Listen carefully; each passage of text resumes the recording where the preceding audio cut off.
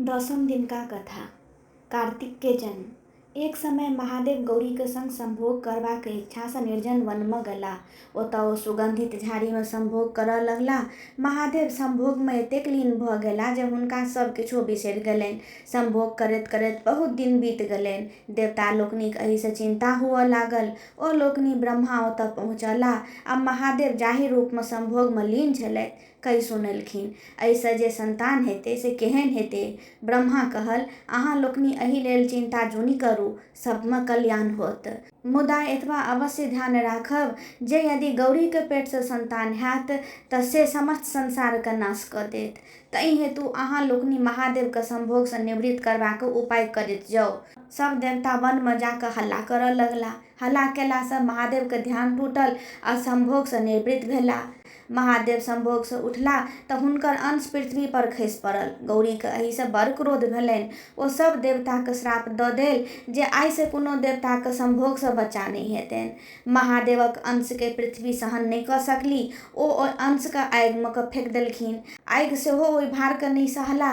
सरपत वन में फेंक देलखिन। सरपत पर जाकऽ ओ अंश छहो मुँह वाला एकटा बच्चा भऽ गेलै।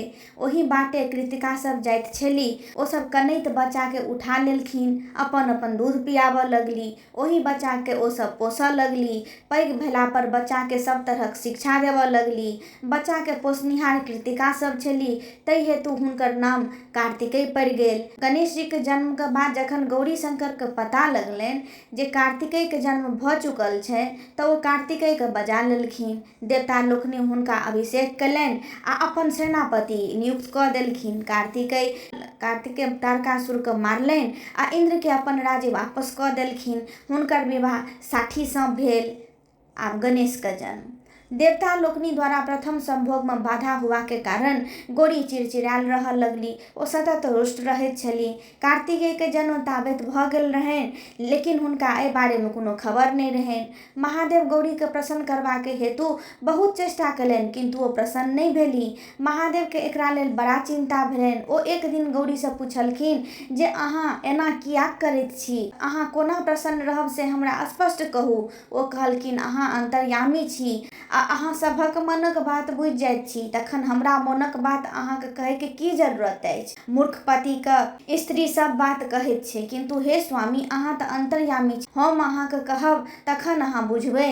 यदि अपने हमरा अहाँ पूछै छी तऽ हम अपने के आज्ञा के कोना नहीं मानब। सुनू, स्त्रीगण के लेल संसार में सबसँ पैघ सुख होइ छै नीक पुरुष संग संभोग करब। ओहि संभोग में यदि कोनो प्रकार के बाधा होइत छै तऽ एहि से बढ़ि कऽ स्त्री जाति के लेल कोनो दुख नहीं होइत छल। एहि दुख से स्त्री दिनादुन खिन्न भऽ जाइत अछि। आब अपने सोचियौ जे हमरा केहन भारी दुख अछि। एक तऽ संभोग में विघ्न, दोसर अपने के अंश पृथ्वी पर खसि पड़ल, आ सबसँ पैघ दुख तऽ ई जे अखन तक हम निसंतान छी। जेकर पति स्वयं त्रिलोकीनाथ तेकरा बेटा नहि, जाहि स्त्री के बेटा नहि तेकर जीवन व्यर्थ थिक। तपस्या, योग, दान इत्यादि नीक कर्म आन जन्म में काज दैत छै, मुदा नीक बेटा इहलोक आ परलोक सब ठाम सुख दैत छै। हे प्राणनाथ, अहाँ सर्वोपरि सर्वज्ञ छी। हम आब कोन उपाय करू, कृपया अपने हमरा कहू। पार्वती के बात सुन महादेव कहलनि, हे प्रिय, निराश नहीं हो, सब बातक उपाय छै। माघ शुद्धि त्रयोदशी सुपुष्य नामक विष्णु के व्रत आरंभ होइत अछि, आरो भरि साल चलैत अछि। एहि व्रत में बड़ खर्च आ कष्ट होइत अछि, मुदा तुरंत फल देनिहार एहन दोसर कोनो व्रत नहीं अछि। अहाँ चिंता नहीं करू, हम सब प्रबंध कऽ देब, कोनो वस्तु के तकलीफ नहीं हैत। गौरी प्रसन्न भऽ अगिला माघ सँ सुपुष्य के व्रत आरंभ केलनि। सब विधि समाप्त सेहो केलनि। समाप्त कऽ गौरी महादेव के संग कैलाश के एकटा सुंदर निर्जन स्थान में सुख विलास करऽ लगली। जखन महादेवक अंश खसबाक समय भेलनि तखन भगवान विष्णु एक बूढ़ तपस्वी ब्राह्मण के रूप में ओतऽ गेला आ हाक पारला, परमपिता महादेव आ जगन माता गौरी, अहाँ लोकनि कतऽ छी? हम भूखे मरि रहल छी, किछु खुआउ आ हमर प्राणक रक्षा करू। भूखल ब्राह्मण के हाक सुन दुनू गोटा धरफरा कऽ उठि गेला। ओहि बीच महादेवक अंश पलंग पर खसि पड़लनि। गौरी महादेव ब्राह्मणक आदर सत्कार में लागि गेला। हुनका पूछी पूछी कऽ भोजन करबऽ लगला। एकाएक ब्राह्मण देवता अंतर्धान भऽ गेला। ओहि समय में आकाशवाणी भेल, अहाँके व्रत के फल पलंग पर खेला रहल अछि, अछि, जाउ पुत्रके देख जीवन सफल करू। आकाशवाणी सुनी गौरी दौड़ली, देखैत छथि एकटा सुन्दर बच्चा पलंग पर खेला रहल अछि आ अपन अंगूठा चोभि रहल अछि। दुनू गोटाके असीम आनंद भेलनि। कैलाश पर उत्सव मनाओल गेल। देवता लोकनि आबि बच्चाके आशीष देल। हिमालय सेहो सपरिवार एलाह। बच्चाके नाम गणेश राखल गेल। एहि उत्सवमे शनि महाराज सेहो पहुँच गेलाह। गौरीक आग्रह केला पर ओ बच्चाके अछेपे देखलखिन। लगले गणेशक गर्दन कटि गेलनि। भगवान विष्णु तुरंत एक विशिष्ट हाथीके गर्दन काटि गणेशके धरमे जोड़ि देल आ अमृत छीट हुनका जियाओल। ओहि दिनसँ गणेशक मुँह हाथीके मुँह सन छनि। एहि उत्सवमे गौरी महादेवके देवता लोकनिक पता लगलनि जे हुनकर प्रथम संभोगके फलस्वरूप कार्तिकेयके जन्म सेहो भऽ गेल छनि। ओ कृतिका लोकनिक संरक्षणमे छथि। गणेशक विवाह दक्ष प्रजापतिके बेटी पुष्टिसँ भेल छनि। गौरीके नागक दंत कथा। हिमालयके चारिम बेटी बड़ गौर छलखिन, तेँ हुनकर नाम गौरी पड़लनि। गौरी जखन विवाह योग्य भेलखिन तऽ मनाइन हिमालयके कहऽ लगलखिन, अपने बैसल छी, कन्यादानके कोनो व्यवस्था नहि करऽ चाहै छी। कोनो बुढ़वा अबैत अछि आ बेटी सबके लऽ कऽ भागल जा रहल अइ। ई नीक बात नहि थिक। कोनो व्यक्तिके पठा कऽ नीक वर तकबाउ। जाहि तरहे नीक लोक सब कन्यादान करैत अछि, एहि बेर तहिना कन्यादान करब। हिमालय सोचऽ लगला जे एहन के लोक अछि जे सब ठाम जाइत अछि, सभक गुण दोषके जनैत अछि। एकाएक हुनका नारद मुनिके स्मरण भेलनि। ओ नारद मुनिके वर तकबाक भार देल आ विवाहक ओरियान करऽ लगला।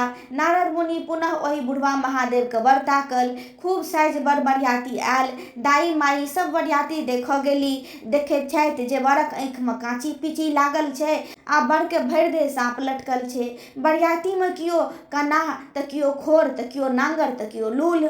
सब स्त्रीगण सब नारद मुनिके गारि देबऽ लागल आ बड़ बरियातीके घुमाबऽ लागल। जखन गौरी ई बात बुझलनि तऽ ओ मनोमन महादेवके प्रार्थना कयल जे नीक रूप धारण करबाक लेल गोहरौल। महादेव सएह केलनि। तुरंत सब साँप बिला गेल। अपन सुन्दर पीत पीतम्बर पहिरने शंकर रूप भऽ गेला। हुनकर एहन सुन्दर रूप देख सब किओ चकित भऽ गेल। शुभ शुभके विवाह संपन्न भेल। मनाइन खुशीसँ बेटी जमाके विदा कयल। महादेव गौरी संग खुशीसँ रहऽ लगली। विदाईके भार।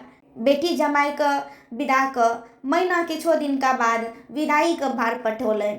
दही, केरा, खाजा, लड्डू, चूड़ा, ठकुआ, मालपुआ इत्यादि।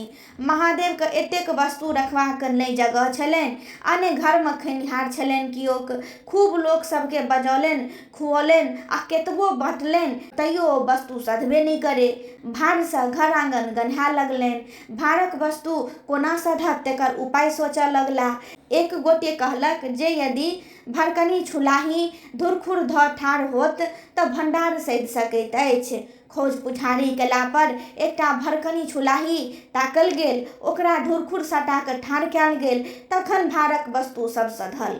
गौरीके ननैद। गौरी महादेवसँ एक दिन कहलखिन जे सभक ननैद अबैत अछि आ हमरा सेहनता होइत अछि जे हमरो ननैद अबितथि। ताहि पर महादेव कहलखिन, अहाँ ननैदके भार नहि सहि सकब। तखन गौरी कहलखिन, एतेक लोक कोना ननैदके भार सहैत छै, हम कियाक नहि सहबै। महादेव तुरंत अपना बहिन असावरी देवीके बजौलनि। असावरी देवीके प्यारमे बेमा फाटल छलनि। ओ हँसी ठट्ठामे गौरीके ओहि बेमामे नुका रखलखिन। ओहि बीच महादेव आंगनमे एला। गौरीके ताकऽ लगला किंतु गौरी नहि भेटलखिन। गौरी बेमाके भीतर कनैत छलीह। महादेव अपन बहिन असावरीसँ पुछलखिन, अहाँके भाउज कतऽ छथि। ओ कहलखिन, हम नहि देखने छियनि। महादेव परम चिंतित भेलाह। असावरी देवी अपना पैर जोरसँ झाड़लनि। गौरी भट दऽ खसली। दुनू प्राणी भवाक हंसऽ लगला। एक दिन महादेव बहुत रास माछ अनलनि। गौरी विन्याससँ माछ बनबौलनि। नंदी असावरीके कहलखिन जे अहाँ धी सुआसिन छी, पहिने अहाँ खा लिअ तखन हमसब खायब। ओ माछ खाय लगली। गौरी खंडक खंड माछ हुनका देने जाथिन आ ओ टपाटप खेने जाथि। एहि तरहे असावरी देवी सबटा माछ खा लेलखिन। बेचारी गौरीके काँटो कनखुर नहि प्राप्त भेलनि। आब गौरी अकछा कऽ महादेवसँ कहलखिन, आब हिनका विदा कऽ दियौन, एहन ननैदसँ हम बाज छी। महादेव हंसऽ लगला आ कहल, हम पहिनहिए मना करैत रहौं जे अहाँ नन्दीके भार नहि सहि सकब, किंतु अहाँ जिद कऽ लेलहुँ। एतबा दिनमे तंग भऽ गेलहुँ, किछु दिन आर रखियौन, तखन सब सेहनता पूर्ण भऽ जायत। गौरी नहोरा करऽ लगली, हम गोर लगैत छी, जल्दी हिनका विदा कऽ दियौन, नहीं तऽ आब हमरो खा जेती। महादेव बुझा सुझा कऽ अपन बहिन असावरी देवी के विदा केलनि। गौरी के भागिन महादेव पुनः गौरी के एक दिन कहलखिन, हे नाथ, सभक भागिन अबैत जाइत छै, मामी से हंसी खेल करैत छै, हमरो तेकर बड़ सेहनता होइत अछि। महादेव बिहुसैत कहलखिन, नंदी के सेहनता तऽ नीक जकाँ पूर्ण भऽ गेल, आब भागिनक सेहनता सेहो पूर्ण कऽ दै छी, मुदा हमरो बादमे उल्हन नहि देब। गौरी गंगा जल भरे लगेली, खूब जोर पूर्वा पछवा बहऽ लागल। हुनका अपन कपड़ा के सम्हार नहीं रहलनि, केतबो सम्हारैत तैयो आँचर उधिया जानि। गौरी लाजे कठोत हुअ लगली। ओ महादेव से कहलखिन, देखू तऽ हमरा ई बसात बेनग्न केने अछि। महादेव कहलखिन, ई बसात पूर्वा पछवा अहाँके भागिन छथि, ई लोकनि अहाँके सेहनता पुरबै लए आयल छथि। दुनू गोटे मिल कऽ अहाँसँ हंसी ठट्ठा आ दुर्दता करै छथि। हंसि कऽ गौरी कहलखिन, इह, जहिना अहाँके पार किओ नहि पाबि सकैत अछि, तहिना सर सम्बन्धी आ बहिन भागिन के पार सेहो नहि किओ पाबि सकैत छथि। आबो अपना भागिन के हटाओ। महादेव के इशारा से बसात रुकि गेलै। गौरी छिनारी। एक समय महादेव के गौरी कहलखिन, हे महादेव, अहाँ त्रिलोकनाथ छी, अहाँ चोरनी आ छिनारि के किओ चिन्ह कियाक नहि दऽ दै छियै, अहाँ तऽ सब किछु कऽ सकैत छी। महादेव कहलखिन, हम अहाँके बात मानि ली, मुदा केकरा कोन चिन्ह देल जाय से अहीं कहू। गौरी कहलखिन, छिनारि के सींग आ चोरनी के नांगरि दियौ।